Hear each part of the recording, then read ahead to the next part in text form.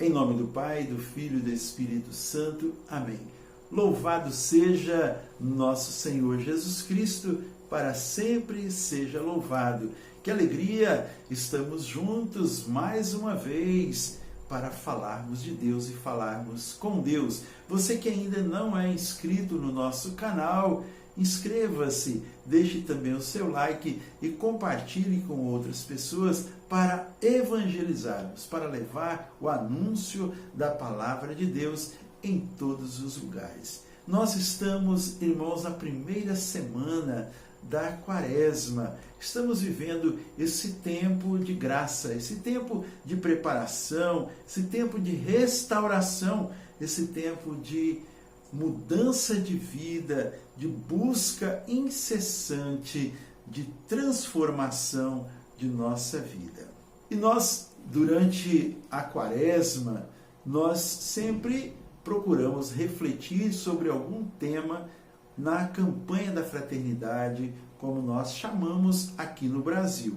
E a campanha da fraternidade tem este ano como tema a educação, não é? Fraternidade e educação. E o lema: fala com sabedoria, ensina com amor, tirada de Provérbios 31, 26. E assim, irmãos, é bom nós refletirmos sobre isso mesmo. Como a educação, ela necessita de aprimoramento, como a educação precisa de respeito, como a educação necessita de reconhecimento, especialmente para os profissionais que trabalham nas escolas, os professores, diretores, todos aqueles que estão envolvidos nos ensinos. A gente vê em determinadas instituições federais, talvez, as pessoas têm um vencimento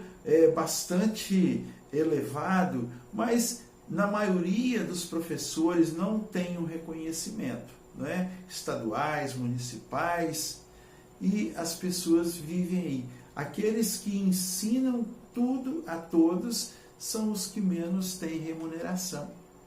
Então, que seja realmente reconhecido e que nós possamos também buscar esse entendimento para sermos educadores, não professores de sala de aula, mas educadores na nossa casa, educadores na nossa família, levando aí as pessoas a crescerem, levando as pessoas ao conhecimento e à honestidade, à fraternidade, para vivermos na graça de Deus como irmãos. Vamos ouvir a palavra de Deus no Evangelho do dia de hoje, que está em Mateus 9, 14 e 15. Mateus 9, 14 e 15. O Senhor esteja convosco, Ele está no meio de nós. Proclamação do Evangelho de Jesus Cristo, segundo São Mateus. Glória a vós, Senhor. Então, os discípulos de João, dirigindo-se a ele, perguntaram: por que jejuamos nós e os fariseus, e os teus discípulos não? Jesus respondeu: podem os amigos do esposo afligir-se enquanto o esposo está com eles? Dias virão em que lhes será tirado o esposo, então jejuarão.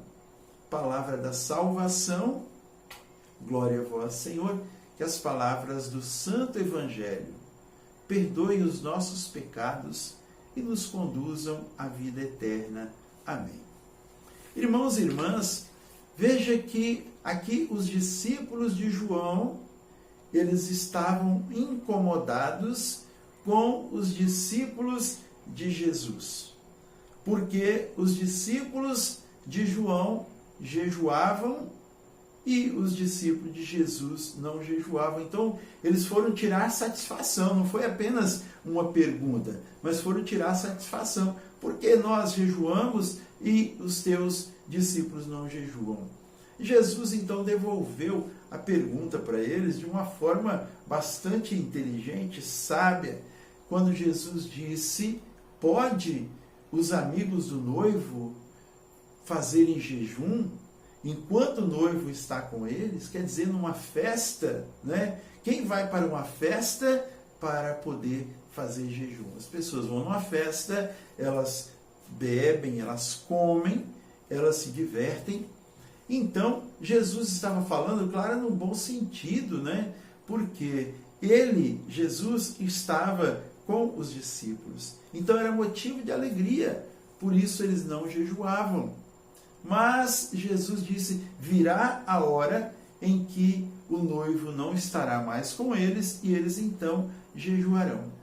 Então, eu digo para você, às sextas-feiras, não somente na quaresma, mas todos nós, cristãos, desde lá dos primórdios da igreja, do nascimento da igreja, desde lá dos apóstolos, às sextas-feiras tinha-se o costume, o hábito, o preceito de guardar a sexta-feira como um dia de jejum, porque simboliza o dia da morte de nosso Senhor Jesus Cristo. Então, esse dia foi o dia que o esposo, né, o noivo, ele se ausentou do meio dos seus. Isso é para nós refletirmos que a sexta-feira, ela nos recorda justamente a paixão do Senhor.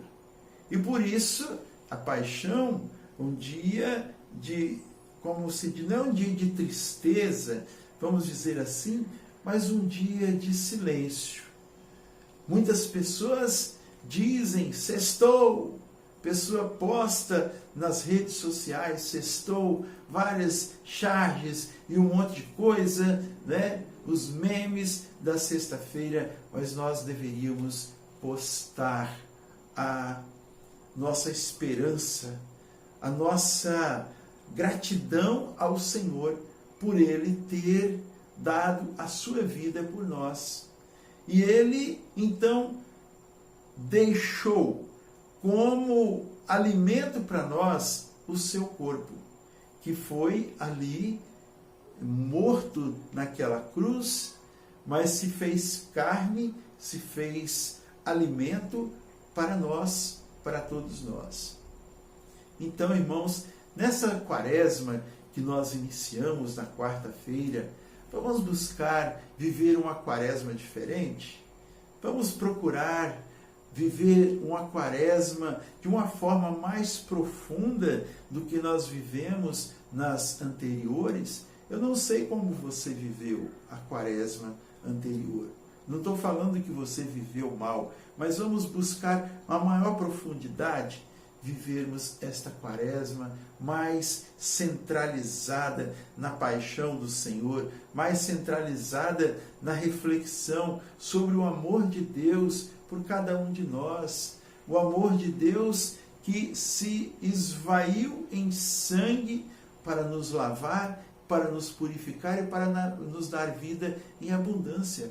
Voltemos para as nossas práticas espirituais, a oração, voltemos para o jejum, voltemos para a confissão, voltemos para a Eucaristia, voltemos para a igreja. Muitas pessoas, durante esses 2 anos de pandemia, se afastaram da igreja e estão gostando de ficar distante da igreja. Muitas pessoas não estão nem sentindo falta mais, porque se acostumaram vivendo longe do Senhor. Mas, no fundo, você não está sendo feliz, porque o seu coração tem sede de Deus, o seu coração tem fome de Deus, e o Senhor também tem fome de você.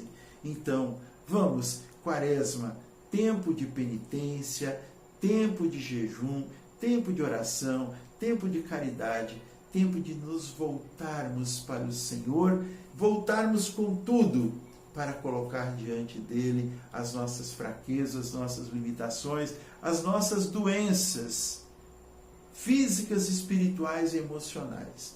Ele te espera, ele me espera, e vamos então juntos ao encontro do nosso Deus. Que o Senhor nos abençoe e nos guarde. que Ele volva para nós a sua face, nos dê a sua bênção e a sua paz. Em nome do Pai, do Filho e do Espírito Santo. Amém. Sorria, Jesus te ama.